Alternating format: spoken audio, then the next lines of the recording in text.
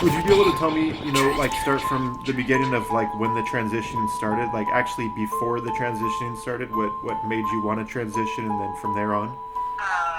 Well, uh, when when I was 5 years old, my brother was born, and he looked like me. And when I was 9 years old, my sister was born, and she was different. And I asked my mother, and she told me the birds and the bees, and I had known the birds and the bees for a couple of years anyway. And I said, well, I'm not a bird, I'm a bee, or whichever way it worked. And she said, no, you're not. You have to be a boy. And so I tried to live up to my genitalia. I went to school, and I did pretty good in school, except for my English. And I have a hard time with reading.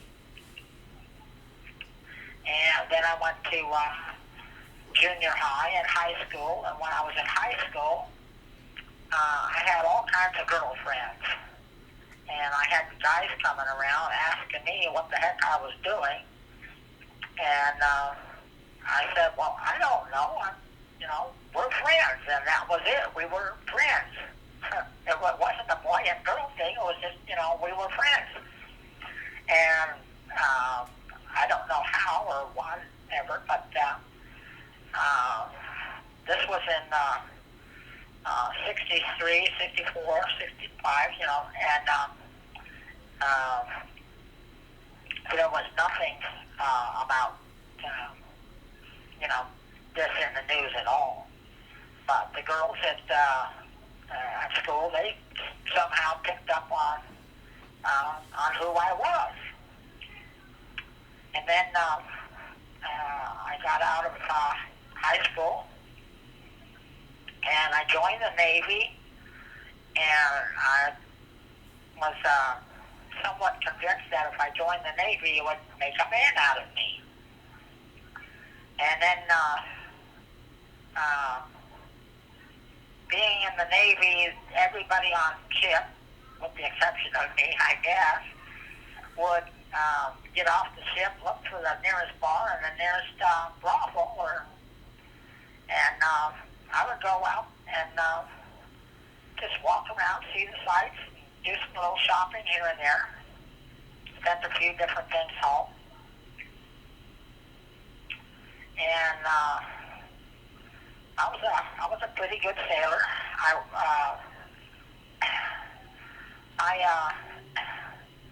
um, I saved the whole ship one day. I'm sure someone else could have done the same thing, but I was on a landing craft, LST, which is a big ship with some doors that open up in the front, and it would go up and get on the beach, and tanks and soldiers would come out, do their thing, and I would pull the boat back off the shore and get out of the way of the shooting. And then I went from Vietnam to Japan, and on the way I went through a typhoon. And at one point the ship was going over such big waves that the two screws that we had would come out of the water, and when they're in the water, they're going whoosh, whoosh, whoosh. And when they come out of the water, there's nothing holding them back, so they're going whoosh, whoosh, whoosh, whoosh, whoosh. So one time they went back in the water, and one of them broke. This was a 14-inch piece of steel, and it just snapped. So I went ahead, and I was now steering the ship to Japan on one screw, and I had a hell of a time. But I got it through and everybody was okay.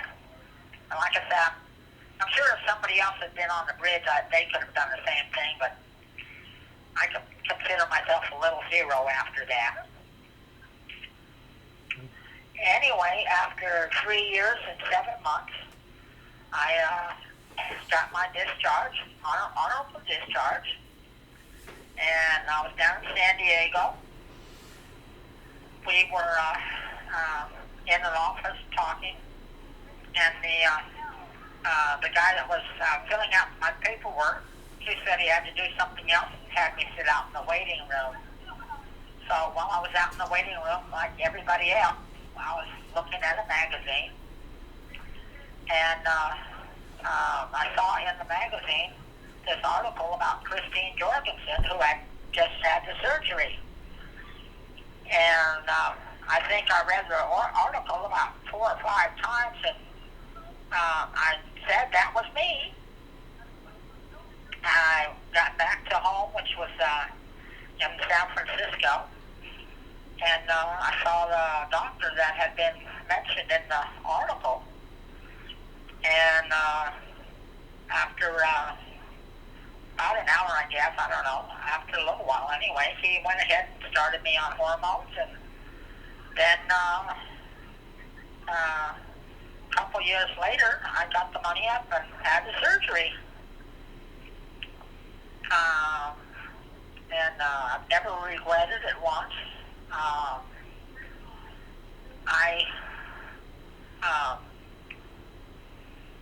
I don't know what to say to all of you out there that are considering this. First of all, make sure it's what you want. But I don't understand some of you that go out and do this gay pride thing, and then when you get beat up, you complain about it. Until this incident with myself for 50 years, I was living as a woman, and that was it. I was married for 14 years. My husband, he never said anything. And nobody else that knew me ever said anything. So, if you want to be a different sex, I say go out and talk to the psychiatrist, talk to the doctors, and make up your decision, and then live with it, and stay away from the parades unless you do want to get beat up. That doesn't make any sense to me. I guess that's about all I have to say on that subject. So do you think that gay pride is a bad thing? Is that what you're saying, or do you feel like it's a good thing if you are down for the cause? What was that? I said, do you feel like gay pride is a bad thing, or do you feel like it's a good thing if you're down for the cause? Frankly, I think it's a bad thing. I mean, I have nothing against anybody that's,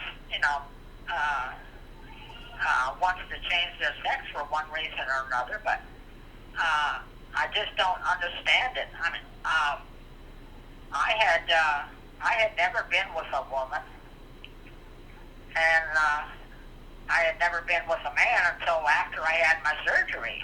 So, if it weren't for that article and Christine Jorgensen, I would be a 74-year-old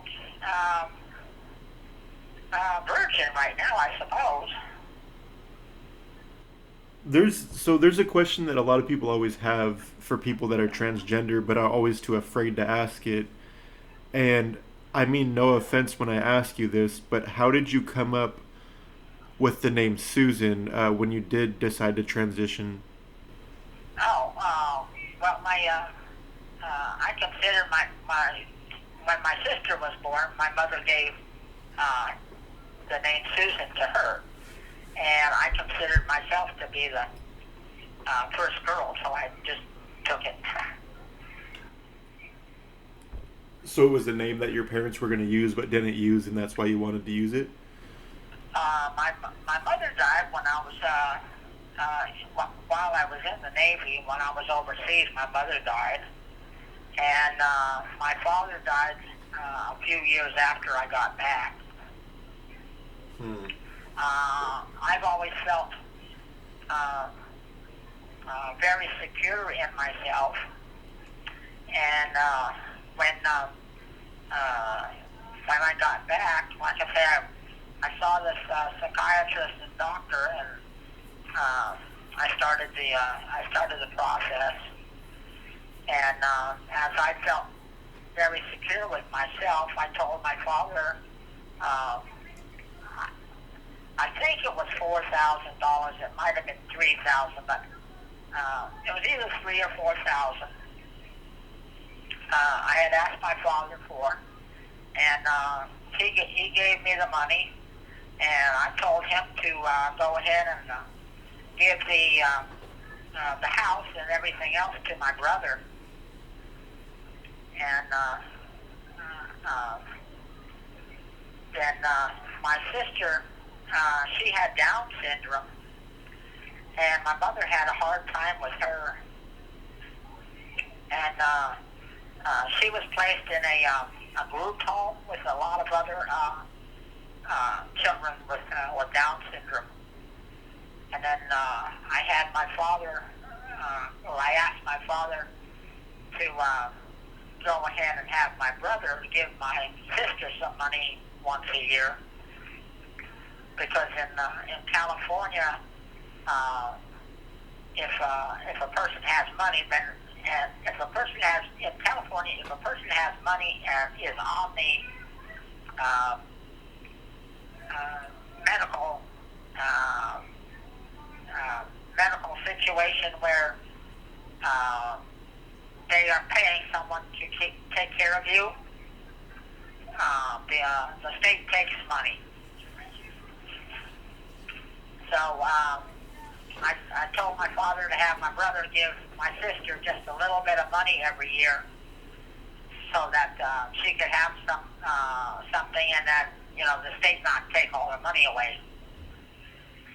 I've always been very giving like that. So how did your dad feel when you told him that you wanted to get the sex change? Uh, well, he wasn't happy with it, but he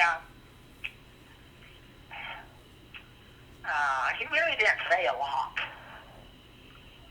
But I sat down there, and explained to him what was going on, and he just said okay. And like I said, he gave me, I think it was $4,000, and I mean that wasn't enough for the surgery, but it gave me enough to get started on things.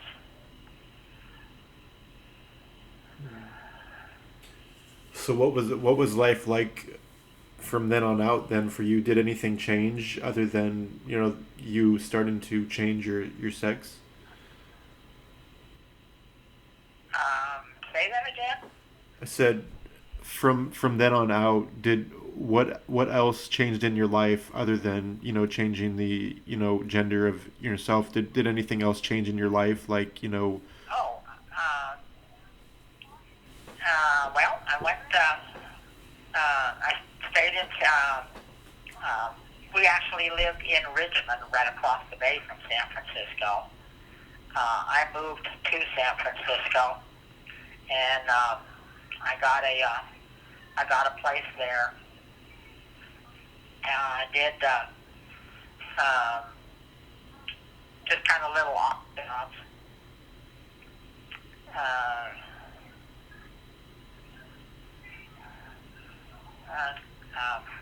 Anyway, after the surgery, I moved down to Los Angeles, and down in Los Angeles, I started working as a civil engineer for the city of Compton. I had one guy I had gone out on a couple dates with. He told me about a job opening, so I put in an application, and I went down and took the engineer's test, that was kind of funny too, because the first time I took the test, I was the only one that passed.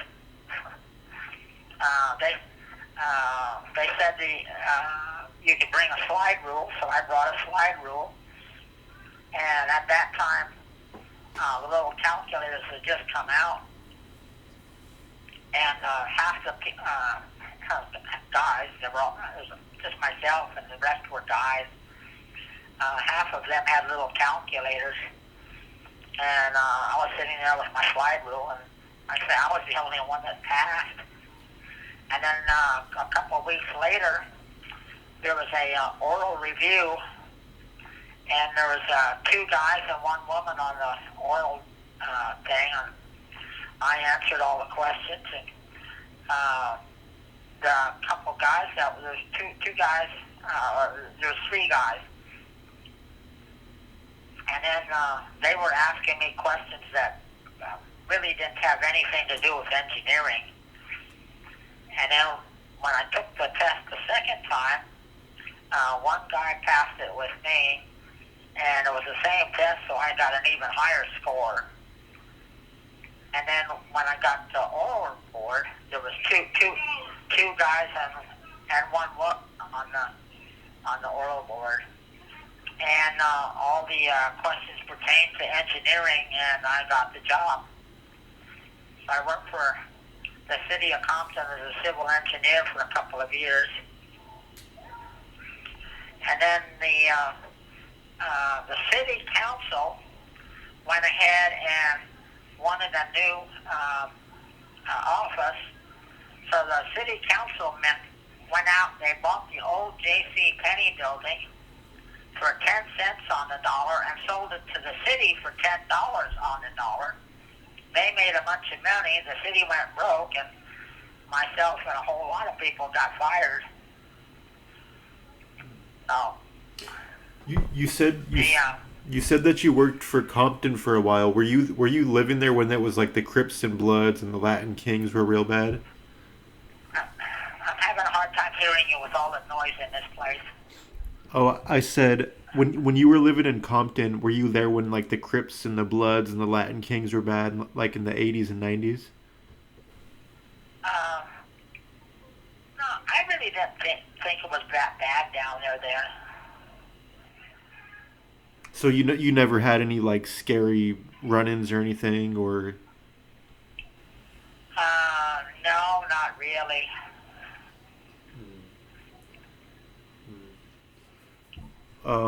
when did you leave California? Oh, I left California just, uh, what, 90, uh, no, 20, 91, I think. I was working down in Richmond, California again, and I decided I wanted a piece of land, so I just started driving. I got up here to Oregon, and I could buy 20 acres of land for the same price I could buy a parking lot in San Francisco. Actually, probably cheaper than a parking lot in actual San Francisco. So I bought 20 acres. I started a construction company, and I was doing pretty good. I got a lot of jobs for homeowners. Most of those jobs were under $5,000. And then I got 2 jobs that were over $30,000.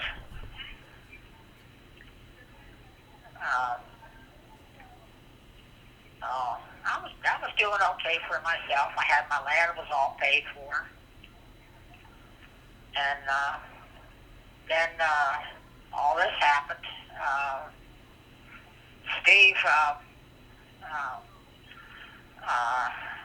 don't know how much of this I said before, but Steve had been working for me for golly, about 10 years. And then after he was staying with George and Beverly Guerrero.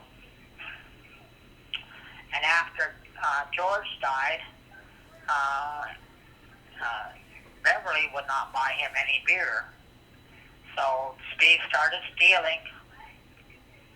And then one day he stole this rifle from me. And I didn't say anything about it. I knew it was him because a thief comes into your house and sees a rifle, a TV, a computer, and all this stuff. They take everything. The only thing I didn't even know when he stole it, but the only thing I ever noticed gone was this rifle. And I was sure that Steve had taken it. And a couple weeks later, I went out and I bought 2 more rifles because I didn't want him to steal any of my tools. And then I'm not sure how long it was after that, but Steve decided he was not going to stay in Oregon anymore. He was Steve was just a great worker.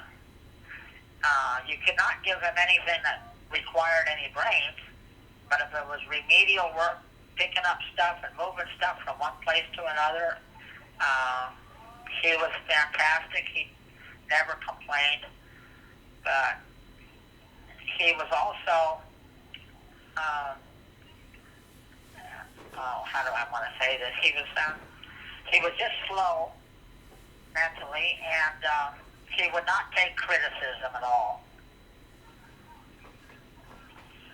And then he decided, like I say, he was going to leave Oregon. And he was going to move to Florida where he had a house.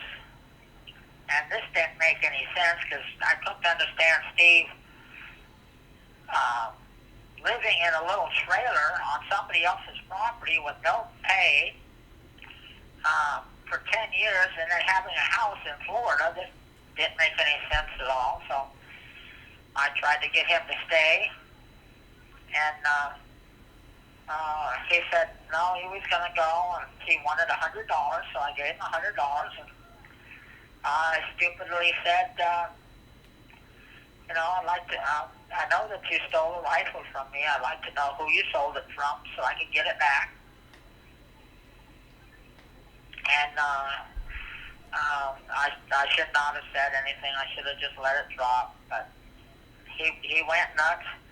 He thought I was going to have him arrested for stealing. And he nearly killed me.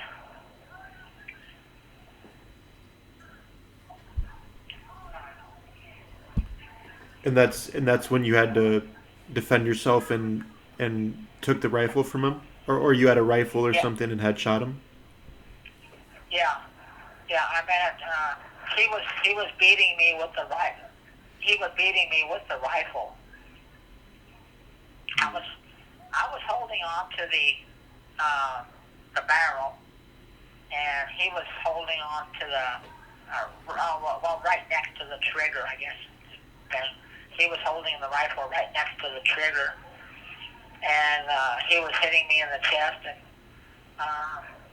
I think I said this before, but anyway, I didn't know it at the time, but he had hit me so hard with the butt of the rifle that he busted my right breast implant. But that went on for several minutes, and I was just in terrible pain. And somehow, I don't know how, but somehow I managed to get the rifle away from him. And then he was trying to get me down on the ground, and I knew once I was on the ground he was going to kill me. So I went ahead and I shot him. And then the first shot, he actually grabbed onto my leg even harder, so I thought I had missed. So I shot him 2 more times. 1 minute remaining. Do you want me to call you right back? Yeah, you can if you can get the phone. Yeah. Okay, I'll call you right back. Okay, sounds good.